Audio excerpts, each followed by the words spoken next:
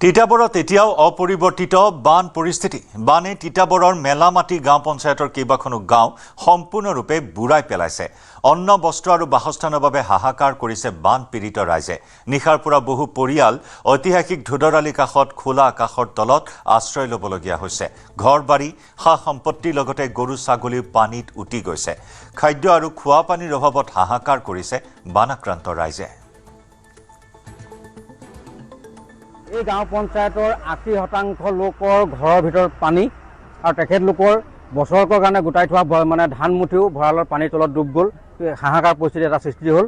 আজি তেখেতলোক আহি পিনি এই ঐতিহাসিক ধুদৰালি কাষত বাসস্থান কৰিবলগীয়া হৈছে এখন টিঙৰ চালি দি পিনি। গতিকে আমি প্ৰশাসনক এটা অনুৰোধ জনাব বিচাৰিছোঁ, যিহেতু ধুদৰালি একদম এটা ব্যস্ততাপূৰ্ণ এটা পথ, এই ধুদৰালি কাষতে তেওঁলোকে টিঙৰ চালি দি অৱস্থান গ্ৰহণ কৰিছে। গতিকে প্ৰশাসনৰ তৰফৰ পৰা ইয়াত এটা পহৰা দিয়াৰ ব্যৱস্থা কৰি এই বানাক্ৰান্ত ৰাইজক উপকৃত কৰিব বুলি আমি আশা ৰাখিছোঁ। আৰু প্ৰশাসনক এইটো অনুৰোধ জনাইছোঁ যে তেখেতলোকৰ এই খাদ্যৰ বাবে যি সমস্যাৰ সৃষ্টি হৈছে, ইয়াৰ ওপৰতো তেখেতলোক প্ৰশাসনৰ ফালৰ পৰা কিছু সহায় কৰিব বুলি আমি আশাবাদী।